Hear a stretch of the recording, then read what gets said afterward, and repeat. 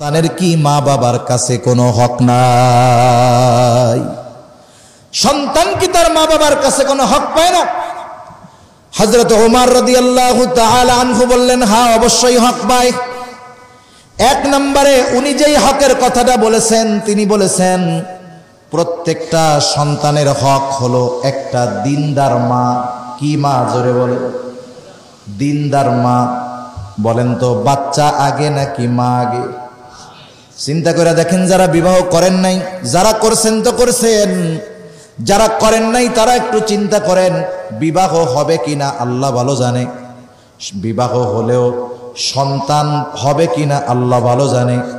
দুইটা বিষয় অনিশ্চিত থাকার পরেও আমার আপনার উপরে একটা হক হয়ে আছে, সন্তানের জন্য একটা দিনদার মা নির্বাচন করা। এ হক বিবাহের আগে হয়ে রয়েছে। এজন্যই নবীজি সতর্ক করে দিয়ে বলছেন, মানুষ চার জিনিস দেখা বিবাহ করে। তুনকাহুল মারআতু লিআরবাঈন, মানুষ চারটা জিনিস দেখা বিবাহ করে। এক নাম্বার দেখে সৌন্দর্য, দুই নাম্বার দেখে দৌলত, ধন দৌলত সম্পদ, তিন নাম্বার দেখে বংশ, চার নাম্বার দিন দেখে, দিনদারিত্ব। নবীজি স্পেশাল ভাবে বলেন, ফাযফার বিযাতিদ্দীন, তোমরা দিনকে অগ্রাধিকার দাও, দিনকে প্রাধান্য দাও। দেখা যাবে প্রথম তিনটা আছে, দিনদারিত্ব নাই, আস্তে করে পালায়া যাও, বিবাহ করো না। প্রথম তিনটা নাই, তবে দিনদারিত্ব আছে। যদি বিবাহ হয়েই যায়, একটু সবর করো, দেখবা ওই দিনদার কালো দরিদ্র মেয়েটার গর্ভ থেকে আল্লাহ তাআলা হয়তো এমন সন্তান দান করবে, যেই সন্তান তোমার চক্ষুর শীতলকারী হবে, অন্তরের প্রশান্তি আনার কারণ হবে। হয়তো ওই কালো মেয়ের পেটে আল্লাহ এমন সন্তান দিবে, ওই সন্তান তোমার জান্নাতে যাওয়ার কারণ হয়ে যাবে। সেজন্য সর্বপ্রথম বিবাহের ক্ষেত্রে দিনদারিত্বকে প্রাধান্য দিতে হবে। দিনদার কন্যা ঘরে আনতে হবে। এরপরে যখন সন্তান মাতৃগর্ভে আসবে, সন্তানের জন্য, মায়ের জন্য কিছু করণীয় বিষয় আছে। আজকের দুনিয়া চিকিৎসা বিজ্ঞান একথা সুস্পষ্টভাবে বলতেছে, একটা সন্তান যখন গর্ভে আসে, প্রথম তার হার্ট, হৃদয়, কল্প তৈরি হয়। এরপরে বাকি অর্গানগুলো হয়, হাত পা, চোখ কান আস্তে আস্তে হয়, চোখ অনেক পরে ফুটে। এই যে বাচ্চাটা যখন মাতৃগর্ভে পয়দা হয়ে গেল, আল্লাহ তাআলার আদেশে যখন ফেরেশতা আইসা তার মধ্যে রূহ ফুঁকা দেয়, মাতৃগর্ভে প্রাণ লাভ করে, ওই সময় থেকে নিয়ে মা যা বলে, মা যা করে, মা যা চিন্তা করে, সব কিছুর প্রভাব ওই গর্ভের সন্তানের উপরে পড়ে। এজন্য সন্তান যখন গর্ভে থাকে, আমাদের দেশ তো এখন কি করবে, শহরে থাকে, বাচ্চা আসছে পেটে, চিন্তা করে 10 মাস তো বাহিরে যাওয়া কষ্টকর, কি করব? স্বামীকে বলে বড় টেলিভিশন কিনা আনো, একটা ভালো অ্যান্ড্রয়েড ফোন কিনা দাও। ঘরের মধ্যে বৈশা বৈশা কি করব? আত্মীয় স্বজনের বাসায় বেড়াইতে পারবো না, মার্কেটিংয়ে যাইতে পারবো না, নেট কিনে দিবা, আমি বৈশা বৈশা সিনেমা দেখা টাইমটা কাটাবো। বড় টেলিভিশন কিনা 200 চ্যানেলওয়ালা ডিশের লাইন লাগায় দিবা, যাতে যা মন চায় তা দেখতে পারি, সময়টা যেন আমার আনন্দে ফুর্তিতে কাটে। একটু চিন্তা করে দেখেন, ওই মা সন্তানকে গর্ভে নিয়ে যা করতেছে, যা বলতেছে, সব প্রভাব তার উপরে পড়ে। আমেরিকান একজন ডাক্তার, সম্ভবত ক্যালিফোর্নিয়ার, উনি গর্ভবতী মহিলাদেরকে নিয়ে সেমিনার করতেছেন। উনি বলতেছে, আপনারা যারা চান আপনার সন্তান গান গাক, কণ্ঠ ভালো হোক, গায়ক হোক, তাহলে আপনি নিজে গান গাইবেন, নিজে গান শুনবেন। যদি চান অভিনয় ভালো করবে, তাহলে যার অভিনয় ভালো লাগে সেটা দেখবেন, আপনি ওইটা প্র্যাকটিস করবেন। এজন্যই যে ইসরায়েল, এদের দেশে যখন কোনো নারী প্রেগন্যান্ট হয়, সাথে সাথে সরকার তাকে সেফ হোমে নিয়ে যায়, বাড়িতে রাখার কোনো সুযোগ নেই। বাচ্চা পেটে থাকা অবস্থায় তাকে দিয়ে জটিল জটিল কাজ করায়, বড় বড় অঙ্ক করায়। এইগুলো করানোর দ্বারা মেধা খাটাইতে হয়। এই যে মেধা খাটায়, এর পূর্ণ প্রভাব বাচ্চার উপরে পড়ে, বাচ্চাটাও মেধাবী হয়, জ্ঞানী হয়। সন্তানটা যদি চান যে গায়ক হোক, গান শুনবেন, যদি চান অভিনেতা হোক, অভিনয় দেখবেন, করবেন। এখন বলেন, যেই মা চায় আমার সন্তান আলেম হবে, ওই মাকেও অবশ্যই সন্তান আলেম হওয়ার জন্য তাকেও কিছু বিষয় মাইনা অবশ্যই চলতে হবে। পেটে রাইখা গান শুইনা নাচ গান কইরা ঘুরা ফিরা এরপরে যখন দুনিয়ায় আসবে এর বাইজিদ বুস্তামি বানাইতে চায়, এত সহজ? বাইজিদ বুস্তামির মা কেমন ছিল খোঁজ নিয়ে দেখেন, ঠিক কিনা বলেন? এজন্য মার গর্ভে যখন থাকবে সন্তান পূর্ণ প্রভাব তার উপরে পড়ে। এইবার সন্তান যখন দুনিয়ায় আসবে, সন্তানের অন্যতম এক হক হইল তার কানে তাওহীদের ঘোষণাগুলো পৌঁছায়া দেওয়া। সন্তান দুনিয়ায় আসবার পর ডান কানে আজান, বাম কানে ইকামত। বাম কানে ইকামত, এটা সন্তানের অন্যতম হক। কিন্তু আমাদের দেশের মানুষ এখনো অনেক অজ্ঞ, জানে না কি কাজ করবে। বাচ্চা হইছে হসপিটালে, বাসায় ফোন দিছে বাপের কাছে যে তোমার তো একটা পোলা হইছে, আলহামদুলিল্লাহ। বাপ রাত 3টার সময় গ্রামে মুয়াজ্জিনের কাছে ফোন দিছে, রাত 3টায়। আমাদের দেশের মসজিদের ইমাম মুয়াজ্জিনদেরকে রাত 3টায় ফোন দাওয়াত খাওয়ার লাইগা দেয় না, মানুষ মরলে ফোন দেয়। এ তো কমন জিনিস। মুয়াজ্জিন ফোন ধইরা কয়, ভাই ভাই কে মরছে, কে মরছে? কয়, না হুজুর কেউ মরে নাই, আমার একটা পোলা হইছে। তা কি হয়েছে তাতে, এত রাত্রে ফোন দিলেন কেন? আপনি একটু আজানটা দিয়া দেন। পোলা হইল কই, খবর দিল কই, আজান দেয় কই? এই জ্ঞান এখনো সমাজের অনেক মুসলমানদের মধ্যে নেই। অথচ আমি মাঝে মধ্যে বলি, আমার একজন আহবাব আছে, আমেরিকার মিশিগানে থাকে। বিশ্বের সবচাইতে ইসলাম বিদ্বেষীদেরকে যারা সাপোর্ট দেয় তারাই তো আমেরিকা, ঠিক কিনা বলেন? এই মিশিগানে থাকে, মিশিগান। আল্লাহর বান্দা আমারে ঘটনা শোনাইতেছে, তার মেয়ে হইছে এই ঘটনা। একটু চিন্তা করে দেখেন, আমাদের দেশে অনেক সময় হসপিটালে যাবেন, আপনি মুসলমান, হসপিটালে গিয়া যদি আর এক মুসলমানকে বলেন আমার স্ত্রী পর্দা করে, আমাকে মহিলা ডাক্তারের তত্ত্বাবধানে রাখেন, ভিজিটে যেন কোনো পুরুষ না যায়, দেখবেন আপনারে কত ওয়াজ দিয়া দিবে, পারলে হাসপাতাল থেকে বাইর করে দিবে, বলবে এসব আমাকে ওই জায়গায় নাই, বাইরন এখান থেকে। অথচ আমার সেই আহবাব আমারে বলতেছে, ভাই শুনেন, আমার সন্তান যখন হবে আমি তাকে হসপিটালে নিয়ে গেলাম, নাম লেখাইতে বলল। আল্লাহর বান্দার নাম হলো ফখরুল ইসলাম। নামটা যখন আমি বলছি, আমার আর কিছু বলা লাগে নাই। সে আমার স্ত্রীকে এমন ওয়ার্ডে ট্রান্সফার করছে যেই জায়গায় কোনো পুরুষ ঢোকার সুযোগ নাই। সব মহিলারা ওইখানে তদারকি করে। শুধু নামটা বলছি, বলে আরে মুসলিম, বলে হ্যাঁ মুসলিম, আর বাকি কিচ্ছু বলা লাগে না, সব তারা ব্যবস্থাপনা করছে। এখন সন্তান যখন ডেলিভারি হবে, মনে রাখবেন অপারেশন থিয়েটারে নিলেই যে সেজার হয় তা না। আমাদের দেশের ডাক্তার নামক কিছু কসাই, এরা বিনা কারণে সেজার করে, শুধুমাত্র পয়সার নেশায়। ওনার ওই দেশে স্বাভাবিক বাচ্চা হইছে, উনি যখন বাচ্চাকে অপারেশন থিয়েটারের মধ্যে নেওয়া হইল, 100% ওইখানে যারা সব মহিলা, ওনারেও ঢুকতে দেয় নাই, কারণ ভেতরে কোনো পুরুষ নাই। উনি বলতেছে আমি অপারেশন থিয়েটারের দরজার সামনে চেয়ারে বসা, হঠাৎ করে একটা কালো একটা লোক আসছে ইয়ামেনের, ও আইসা দরজার পাশে দাঁড়ায় আছে। আমার স্ত্রীর ডেলিভারি হচ্ছে ভিতরে, আর একজন কালো মানুষ এইখানে দাঁড়ায়, কারণ কি আমার চাইতে ও আরো কাছে। একটু খেয়াল দিয়ে শুনেন, উনি বলতেছে আমি ওকে ডাক দিলাম যে তুমি এইখানে কি করো, এখানে তো সব মহিলারা, তুমি কেন আসছো? এবার বলতেছে আমি হাসপাতালের স্টাফ, আমি একজন মুসলিম, আমাকে রিসিপশন থেকে ফোন দেওয়া হয়েছে যে তুমি একটু অপারেশন থিয়েটারের কাছে আসো। একজন মুসলমান বোনের ডেলিভারি হইতেছে।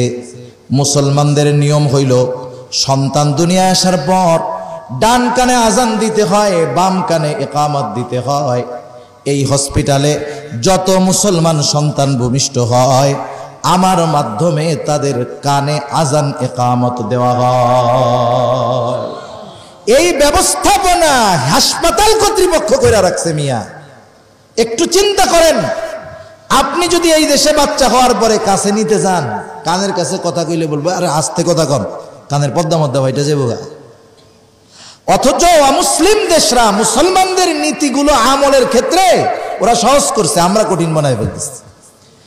এজন্য সন্তান দুনিয়া আসবে, ডান কানে আজান বাম কানে ইকামত, এটা সন্তানের অন্যতম হক। এরপরে সন্তানের বয়স যখন 7 দিন হবে, আকিকা দেওয়া, এটা সন্তানের অন্যতম হক। ছেলে হলে 2টা ছাগল, মেয়ে হলে 1টা। এখন যদি কারো সামর্থ্য না থাকে, ছেলে হলে 1টা দিলেও হবে, কোনো অসুবিধা নাই। 7ম দিন না পারলে 14তম দিন, 14তম দিন না পারলে 21তম দিন। আমলের ক্ষেত্রে সুন্নাহকে প্রাধান্য দিতে হবে বেশি। সুন্নাহ যদি কোনো কারণবশত আমল না করা যায়, এরপরে জায়েজের দিকে যাইতে হবে।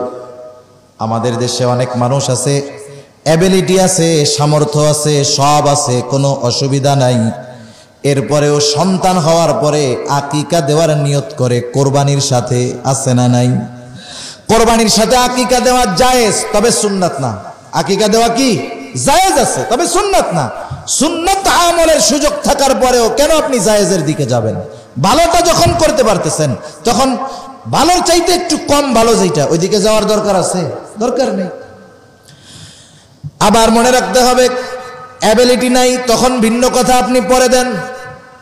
7ম দিন সন্তানের সুন্দর একটা নাম রাখতে হবে। সুন্দর একটা নাম হলো সন্তানের অন্যতম হক।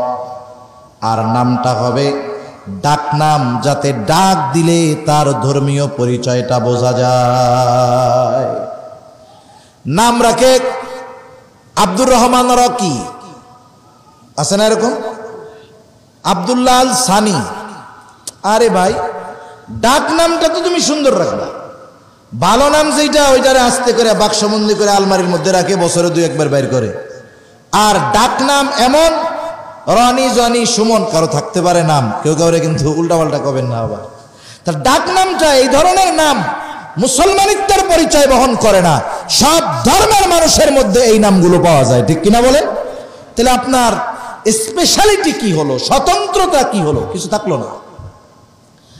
এজন্য নাম রাখতে হবে এমন নাম, সাহাবাদের নামের অভাব নাই, নবীদের নামের অভাব নাই, আউলিয়া ইকরামের নামের অভাব নাই, বড় বড় উলামা ইকরামের নামের অভাব নাই। সুন্দর একটা নাম রাখবেন। হাদিসের মধ্যে আসছে আবদুল্লাহ আর আব্দুর রহমান, এই 2টা নাম আল্লাহ তাআলার কাছে প্রিয়। সমাজে আব্দুল্লাহও বেশি, আব্দুর রহমানও বেশি। আপনি এবার আব্দ সহ আল্লাহর গুণবাচক নামগুলো যোগ করে দিতে পারেন। আব্দুর রাজ্জাক, আব্দুল খালেক, আব্দুল মালেক, আব্দুস সামাদ, আব্দুল ওয়াহাব, এরকম নাম রাখা যায়। রাখার পরে ডাকার ক্ষেত্রেও সতর্ক থাকতে হবে। আপনি যখন আব্দুল খালেককে ডাকবেন, শুধু খালেক ডাকবেন না, ডাকার সময় আব্দুল শব্দটা যোগ কইরা সুন্দর মতো আব্দুল খালেক, আব্দুল মালেক, আব্দুর রাজ্জাক, এইভাবে সুন্দর কইরা ডাকতে হবে। বরং আমরা তো আব্দুল বাদ দিয়া খালি রাজ্জাক কই। রাজ্জাকরেও মাঝে মধ্যে উল্টা পাল্টা বানাবে, ও রাজ্জাক কে, ও খালেক কে। কারণ নাম ব্যঙ্গ কইরা ডাকার সুযোগ ইসলাম দেয় না। এটা জাহেলিয়াতের সময়ের কাজ, ওরা মানুষের নাম ব্যঙ্গ কইরা ডাকত। সেই জন্য সুন্দর নাম, এটা সন্তানের অন্যতম হক। এরপরে মাথা মুন্ডন কইরা চুলের সমপরিমাণ স্বর্ণ রূপ্য অথবা উভয়টার যে কোনো একটার সমপরিমাণ দাম সদকা করে দিতে হবে, এটা সন্তানের হক। এরপরে সন্তান যখন একটু বড় হবে, সন্তানকে সর্বপ্রথম দ্বীনের শিক্ষায় তাকে শিক্ষিত করতে হবে। দিন শিখাইতে হবে আগে। কষ্ট হচ্ছে আপনাদের? 15-20 মিনিটের মধ্যে শেষ হয়ে যাবে ইনশাআল্লাহ। দিন শিখাইতে হবে আগে। সন্তানের ভিত্তিমূলক শিক্ষা হবে দ্বীনি শিক্ষা। যদি এইটা আমরা না করি, পরে ফাইসা যাইতে হবে। একটা সময় আমরা মক্তবে পড়তাম, তখন স্কুল শুরু হইতো বেলা 10টার সময়। সকালবেলায় মক্তবে যাইতাম, নামাজ কালাম না পড়লেও মক্তব মিস দেওয়ার উপায় ছিল না। ভোরবেলা ওইটা মক্তবে যাইতাম। মক্তবে গিয়া সব কিছু আমরা শিখছি। অনেক মুরব্বী আছে, জিজ্ঞাসা করলে পাওয়া যাবে। নামাজ কালাম যত কিছু আছে, আদব লেহাজ সব আমরা মক্তব থেকে শিখছি। এরপরে স্কুলে গিয়া শিখতাম। উপমহাদেশ সহ গোটা দুনিয়ার মধ্যে খ্রিস্টান মিশনারির যেই বাজেটগুলো, এই বাজেটগুলোর মধ্যে বড় একটা বাজেট আসে শিক্ষা খাতের জন্য। শিক্ষা খাতে শিক্ষা খাতে, আর একটা হলো তাদের ধর্ম প্রচারের খাতে। এই দুই খাতে ওরা বড় ব্যয় করে। কারণ শিক্ষার মাধ্যমেই একটা মানুষকে আস্তে আস্তে মস্তিষ্ক বিকৃত করে তাদের পক্ষে নিয়ে যাইতে পারে। আবার ধর্মীয় দাওয়াতের ক্ষেত্রে খ্রিস্টান মিশনারিরা দান করে বেশি। আপনারা জেনে থাকবেন, পৃথিবীর অন্যতম বড় ধনী বিল গেটস মারা যাওয়ার আগেই বর্তমানে প্রতি সেকেন্ডে যেথায় যত কম্পিউটার বিক্রি হয় ওইখানের একটা লাভের অংশ তার অ্যাকাউন্টে জমা হইতেই থাকে, কিচ্ছু করা লাগে না। ওই লোকটাও তার উপার্জনের বড় একটা অংশ খ্রিস্টান মিশনারিতে এই কর্মগুলো করার জন্য সে দান করে দিয়েছে। যে গোটা দুনিয়ার ভিতরে খ্রিস্ট ধর্মের বাণী পৌঁছায় দাও। উপমহাদেশে এই ব্যয় অনেক হয়েছে। আমরা ছোটবেলায় মাদার তেরেসার গল্প শুনছি। মাদার তেরেসা মারা গেছে, মাদার তেরেসা উপমহাদেশে আসছে। উদ্দেশ্য কি ছিল? উদ্দেশ্য ছিল, মূল উদ্দেশ্য মুসলমান এবং বৃহৎ মুসলমান এবং হিন্দু সম্প্রদায়কে খ্রিস্ট ধর্মের দিকে আকৃষ্ট করা। যেই অনুযায়ী বাজেট সেই অনুযায়ী ফলাফল হয় নাই। কেন? এটা নিয়ে তারা গবেষণা শুরু করছে। মুসলমানদেরকে টলানো গেল না কেন? গবেষণার ফলাফল হইল মুসলমান তাদের দিন শুরু করে দ্বীনি শিক্ষার মাধ্যমে, কোরআনী শিক্ষার মাধ্যমে, দিন শিক্ষার মাধ্যমে তাদের দিনটা শুরু হয়। এরপরে দুনিয়াবী শিক্ষায় শিক্ষিত হয়। এবার তারা বুদ্ধিভিত্তিক খেলায় আমাদের সাথে নেমে গেল। আস্তে আস্তে গোটা দেশের মধ্যে কিন্ডার গার্ডেন ছড়ায় গেল। এখন তো হয়তো অনেক আছে, ইসলামিক কিন্ডার গার্ডেনও আছে, কিন্তু প্রথমে যখন কিন্ডার গার্ডেন আসে এগুলার তত্ত্বাবধায়ক ছিল খ্রিস্টান মিশনারি। আর খ্রিস্টান মিশনারির সমর্থিত যত এনজিও ছিল ওই এনজিও গুলোর মাধ্যমেই কিন্ডার গার্ডেনের আগমন বাংলাদেশে ঘটছে। একটু জানার চেষ্টা করেন, এইগুলা কিন্ডার গার্ডেন শুরু হয়েছে খ্রিস্টান মিশনারি এবং তাদের সমর্থিত এনজিওদের মাধ্যমে। এটা ছড়াইছে। সকালবেলায় এই ক্লাসগুলা হয় একেবারে ফজরের নামাজের একটু পরে। ছোট ছোট বাচ্চারা ইংরেজি শিক্ষার আশায়, আরো উচ্চ শিক্ষিত হওয়ার আশায় মক্তব বাদ দিয়ে কিন্ডার গার্ডেনে ছুটল। মা বাবাও ভোরে সন্তানরে পাঠায় দেয় মক্তবে। ওই সেই কিন্ডার গার্ডেনে আস্তে আস্তে এলাকার মক্তবগুলো ফাঁকা। এলাকার মক্তবগুলায় কোনো ছাত্র নাই, সব কিন্ডার গার্ডেন মুখী। কিছু কিছু সময় আছে জিনিসটা কোনো ভাইরাস আসছে, এটারে উৎপাদন করার সুযোগ থাকে না, কিন্তু ওটার বিকল্প বের করতে হয়। ওলামায়ে কেরাম আসলে উম্মতের কল্যাণে ফিকির করে, চিন্তা করে। কারি বেলায়েত সাহেব রহমাতুল্লাহি আলাইহি সহ যারা উম্মতের ফিকিরের মধ্যে থাকতেন ওনারা চিন্তা করলেন এভাবে যদি একটা শতাব্দী চলতে থাকে তাইলে মক্তবগুলো বিরান ঘর হয়ে যাবে, মুসলমান ইসলাম শিক্ষা থেকে দূর হয়ে যাবে, এই প্রজন্ম মারা যাবে, আগামী প্রজন্ম দিন শূন্য হয়ে যাবে, আর ইসলাম বিদ্বেষীরা তাদেরকে নিজেদের মন মতো ব্যবহার করবে। ওনারা বাইর করলেন কি পদ্ধতি বাইর করা যায়? বাহির করলেন এক পদ্ধতি, নাম দিলেন নুরানি পদ্ধতি। কি বলেন? নুরানি মাদ্রাসা। নুরানি মাদ্রাসা, যেই মাদ্রাসার মধ্যে ইংরেজি বাংলা সব কিছু সহ, আরবি সহ সব কিছু ইনক্লুড করা হইল, নতুন এক সিলেবাস হইল। স্কুলে গিয়া একটা ছাত্র জানাজা পড়াইতে পারে না, কিন্তু নুরানি মাদ্রাসায় পড়ছে। আপনারা কতটুক দেখছেন বা দেখাইতে পারছে জানি না। নুরানি মাদ্রাসার ছেলেদের বাংলা, অঙ্ক, ইংরেজি হাতের লেখা এত সুন্দর। ক্লাস 2-3 ছাত্র, অনেক বিসিএস ক্যাডারের হাতের লেখাটাও এত সুন্দর না। এই যে একটা বিকল্প পদ্ধতি বাইর করলো, যেখানে ওদের শিক্ষাটাও শিখবে আবার দ্বীনি শিক্ষাটাও শিখবে। এই যে নুরানি মাদ্রাসা হয়ে গেল। এবার মা বাবারা নুরানি মাদ্রাসায় সন্তানগুলারে দেয়।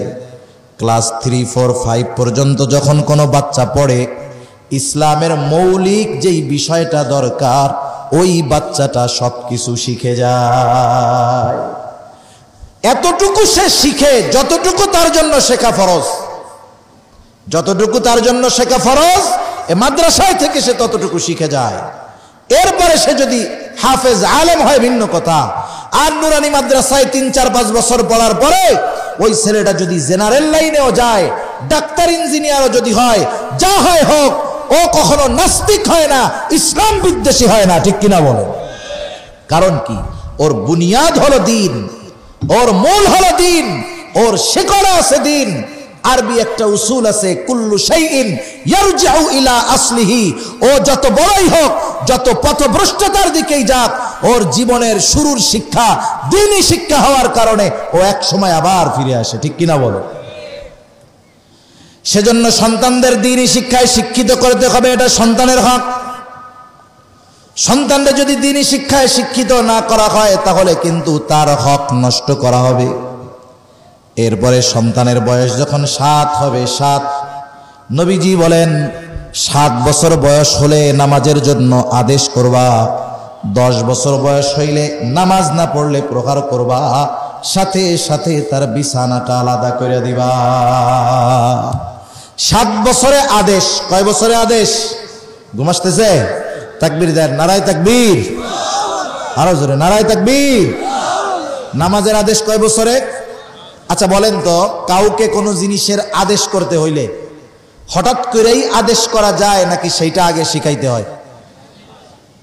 যদি হঠাৎ করে আদেশ করে, যেটাও জানেও না পারে না, এটা তো জুলুম হয়ে যায়, তাই না? জুলুম হবে না? সেজন্য 7 বছরের আগের থেকে নামাজের প্র্যাকটিস করাইতে হবে। বাসায় এই দায়িত্বগুলো আমাদের, কিন্তু আপনি যখন সন্তানটাকে মাদ্রাসায় দিয়ে দেন, আপনার এই গুরু দায়িত্ব পালন করে এই ওস্তাদ। এই যে ছোট বাচ্চাটা, যে বেটা জানাজা পড়াইতে পারে, জানাজার দোয়াগুলো পারে, সেই বেটা 5 ওয়াক্ত নামাজও পড়তে পারে। এই যে 4-5 বছরের ছোট ছোট বাচ্চা, অনেক সময় মাদ্রাসার মধ্যে দেখা যায় 5-6 বছরের বাচ্চা, এর নামাজের একাগ্রতা, তারতিল, তাদিলে আরকান এত সুন্দর, এত সুন্দর যে একজন প্রাপ্তবয়স্ক নামাজি তার নামাজ দেখা লজ্জা পেয়ে যায়। এই দ্বীনি প্রতিষ্ঠানগুলোর থেকে তারা শিখতেছে। সাথে সাথে বাচ্চারা যখন একটু বোঝে, 5-6 বছর বয়স হইলে মসজিদে নেওয়ায় অভ্যাস করতে হবে। একবারে পোলাপান আবার নিয়ে যাওয়া যাবে না, কিন্তু এটা আবার ঝামেলা। প্রস্রাব পায়খানা করে দেয় এরকম না, একটু বড় যখন হবে পাশে রাখে আস্তে আস্তে নামাজের অভ্যাস করাইতে হবে, আস্তে আস্তে নামাজের অভ্যাস করাইতে হবে। অনেকে একেবারেই বোঝে না। 5-6 বছরের বাচ্চা গেলেও আবার একটু চিৎকার চেঁচামেচি করলে অনেকে রাগ হয়। একটু সবর করেন। এই যে 5-6 বছরের বয়সের বাচ্চা আজকে নিজ উৎসাহে মসজিদে আসতেছে, ওরে যদি ধমক টমক দিয়া বাইর করে দেন, 14 বছর বয়স হইলে 14 গোষ্ঠী ঠ্যাং ধইরাও মসজিদে আনতে পারবেন না। অনেক বাপ মা বলে, হুজুর এক সময় ছেলে আমার এই করতো সেই করতো, এখন আমরা 2 স্বামী স্ত্রী পায়ে ধইরাও ওরে মসজিদে নিতে পারতেছি না। সেজন্য ছোটবেলা থেকে অভ্যাস গড়ে তুলতে হবে। আর এই অভ্যাস সহজে গড়বে পরিবেশ পাইলে। যে কোনো পরিবেশের একটা প্রভাব আছে। এই মাদ্রাসার পরিবেশে যখন শিখবে, থাকবে, 7 বছর বয়সে নামাজের আদেশ করা লাগবে না, ও 7 বছর বয়সে পাক্কা নামাজি হয়ে যাবে ইনশাআল্লাহ।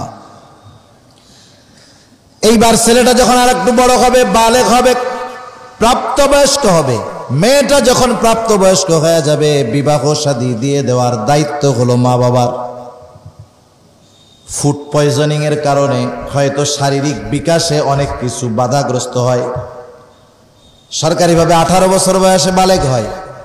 সরকারের হিসাব একদিক থাক, আমাদের হিসাব হলো কোরআন সুন্নায় যেটা আমরা সুস্পষ্ট দিক নির্দেশনা পাইছি, এটার সাথে যদি দুনিয়ার ফর্মুলা মিলে যায় আমরা মাইনা নিব, অসুবিধা নেই।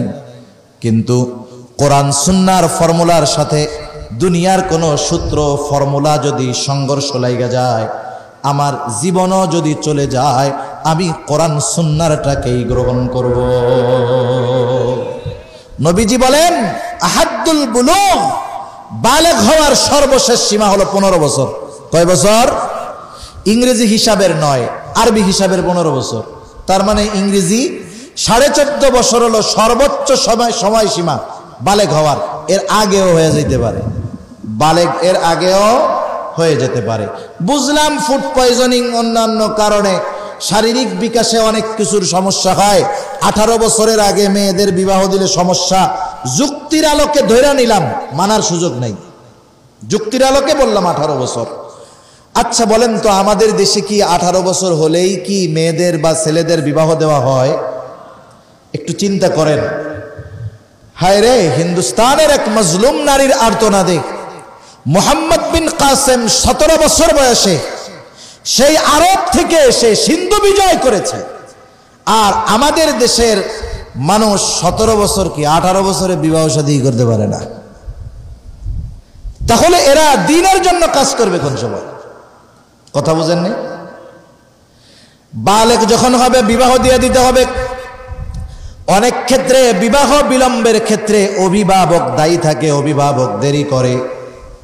অনেক সময় অভিভাবক বলে সন্তানেরা দেরি করে, সেটা বাদ দেন, কিন্তু অভিভাবক যদি বিলম্ব করে বিবাহে, আর যৌবনের তাড়নায় যদি তার ছেলে তার মেয়েটা কোনো অপরাধের সাথে জড়ায় যায়, বাবা যদি আল্লাহর ওলিও হয়, পীরে কামেলও হয়, হাজিও হয়, গাজিও হয়, ওই যৌবন যুবক যুবতী অপরাধ কইরা যেই গুনাহ অর্জন করবে, বাবা নামাজি হাজি গুনাহ না কইরা তার গুনার সমপরিমাণ গুনার মালিক হয়ে যাবে। বিবাহ না দেওয়ার অনেক কারণ আছে, বিশেষ করে ছেলেগো ক্ষেত্রে দেরি করে কেন জানেননি? বিয়া করে খাওয়াবে কি? বিবাহ করে খাওয়াবে কি? রিজিকের মালিক কে? জোরে বলেন না, কে? রিজিকের মালিক আল্লাহ। এ বিশ্বাস, এ বয়ান আমরা যারা করি তারাও কর্মক্ষেত্রে বাস্তবে বিশ্বাস করি না। কথা বুঝেন নাই? মুখে বলি কিন্তু বাস্তবে করি না। মনে করেন কথার কথা, এক মসজিদে এক বুজুর্গ বয়ান করতেছে যে রিজিকের মালিক আল্লাহ, ইমান ইয়াকিনের বয়ান চলতেছে। দাওয়াত তাবলীগে যখন আমরা যাই, সময় দেই, 3 দিনে চিল্লাই সময় দিলে তখন ইমান ইয়াকিনের বয়ানটা বেশি হয়, কারণ যার ইমান ইয়াকিন যত মজবুত তার আমল তত সুন্দর এমনিই হয়ে যায়। বয়ান করতেছে রিজিকের মালিক আল্লাহ, খাওয়ায় আল্লাহ, দেয় আল্লাহ, সব আল্লাহ করে। এখন ওই বয়ান শুনতেছে এক যুবক, সে বিবাহ করে নাই, বেকার। চিন্তা করতেছে আমার তো এইরকম ইমান ইয়াকিনওয়ালা শ্বশুর দরকার। নামাজ বয়ান শেষ, যখন আমির সাহেবের কাছে প্রস্তাব দেওয়া হইল যে একটা দিনদার ছেলে আছে, সব কিছু ভালো, মেয়ের বিবাহ দিবেন নাকি? বলে কি করে? বলে বেকার। আরে বেকার ছেলের সাথে বিবাহ দিলে মাইয়ারে কি খাওয়াইব? একটু আগে ওয়াজ করছে কি খাওয়ায় কে? জোরে বলেন না, কে খাওয়ায়? আমরা বলি ঠিক, কিন্তু আমাদের ইমান ইয়াকিনের অবস্থা এরকম। অথচ দেখেন আল্লাহ তাআলা বিবাহ দেওয়ার দায়িত্ব দিয়েছে অভিভাবককে। অনেক ক্ষেত্রে অভিভাবক বিবাহ দেয় না বিধায় যুবক যুবতী বিবাহ কইরা বাপ মার কাছে এসে হাজির হয়। ঠিক কিনা বলেন? আল্লাহ তাআলা বলেন ওয়ানকিহুল আয়ামা মিনকুম ওয়াস-সালিহিনা মিন ইবাদিকুম ওয়া ইমাইকুম ইন ইয়াকুনু ফুকারা ইউগনিহিমুল্লাহ। কি খাওয়াবে এই চিন্তায় যুবককে বিবাহ থেকে বিরত করবেন না, কারণ আল্লাহ তাআলা বলেন তোমার অধীনস্থ যারা আছে বিবাহ উপযুক্ত, তুমি তাদেরকে বিবাহ দিয়ে দাও। বিবাহ দেওয়ার আদেশ দিয়েছেন কে? অভিভাবককে আদেশ দিচ্ছেন আল্লাহ। আল্লাহ তাআলা বলেন শোনো, ইয়াকুনু ফুকারা ইউগনিহিমুল্লাহ, যদি তারা দরিদ্র থাকে তাদেরকে ধনী বানায়া দিবেন কে? সেজন্য এগুলা সন্তানদের হক। এই হকের ব্যাপারে আমরা সর্বোচ্চ সচেষ্ট সতর্ক থাকব। হকগুলো আদায় করছেন, এরপরে কেউ বদ্দিন হয়ে গেছে, এ দায়ভার মা বাবা বা অভিভাবকের উপরে নাই, কিন্তু হকগুলো আদায় করে নাই। আল্লাহ না করুন সেই লোকটা ভালো, কিন্তু তার সন্তান বদ্দিন হয়েছে, আখেরাতে জাহান্নামীদের তালিকায় নাম গেছে। 5টা মিনিট শুনেন কি হবে, এরপরে আলোচনা শেষ। এইবার ওই হাজী সাহেব তো নেকের পাহাড় নিয়ে আল্লাহর সামনে হাজির, যে আমি তো এখন জান্নাতে চলে যাব, নেকির অভাব নাই। এবার হাজী সাহেবের ছেলে চলে আসবে সামনে, আল্লাহ এই যেই তো আমার বাপ, এই যেই তো আমার অভিভাবক, ও আল্লাহ আজকে আমি জাহান্নামী হয়েছি কি আমার লেগে? আমি জাহান্নামী হওয়ার জন্য আমার আব্বা দায়ী। আল্লাহ কি বলবে সেই দিন? রব্বানা ইন্না আতা'না সাআনা ফাআযাল্লুনা সাবিলা। বলবে আমার রব, ইন্না তা'না সাদাতানা ওয়া কুবারাআনা, আমরা আমাদের বড়দের নেতাদের আনুগত্য করেছি, তারা যেটা বলছে সেটা করেছি। ফাআদাল্লুনাস সাবিলা, এরা আমাদেরকে পথভ্রষ্ট করছে, তার মানে এদের কারণে আজকে আমি জাহান্নামী হইছি। আয় আল্লাহ, যার কারণে জাহান্নামী হইলাম। একটা উদাহরণ দেই ছোট্ট। মনে করেন অনেক সময় অনেক এলাকায় দুইটা গ্রুপ থাকে, গ্রুপ, ঠিক কিনা বলেন? দুই গ্রুপের দুইজন লিডার থাকে। মনে করেন একজন লিডার আছে ঢাকায়, এলাকায় মারামারি হইছে, ওই যেই গ্রুপের লিডার ঢাকায়, ওই গ্রুপের লোক প্রতিপক্ষ একজনকে মার্ডার করে ফেলছে। বলেন তো, মার্ডার যেই পক্ষের হইল, তারা বিপক্ষের বিরুদ্ধে মামলা দিবে কি দিবে না? এখন মামলা দিবে এক নম্বরে কার নাম বলেন তো? কার নাম? লিডারের নাম দিবে। অথচ লিডার ঢাকা বৈশা রয়েছে, লিডারের নাম এক নম্বরে। লিডার মারামারিও করে নাই। কেন? কারণ লিডার হলো ওদের অভিভাবক, ওরা যত অন্যায় করবে সব দায়ভার লিডারের উপরে পড়বে। আমার অধীনস্থরা যত পাপ করবে, কিয়ামতের দিন নয়, দুনিয়ার নিয়ম ওই রকম, সব অভিযোগ আমার আপনার উপরে আইসা পড়বে। এবার বলবে রব্বানা আতিহিম দিআফাইনি মিনাল আযাব ওয়ালআনহুম লা'নান কাবীরা। বলবে আল্লাহ, আপনি আমার এই আব্বার আযাবরে দ্বিগুণ করে দেন, আমার ভাইয়ের আযাবকে দ্বিগুণ করে দেন, আমার স্বামীর আযাবরে দ্বিগুণ করে দেন, আপনার বড় বড় লানত উপরে বর্ষণ করেন। শুধু তাই না, আরো কিছু বলবে।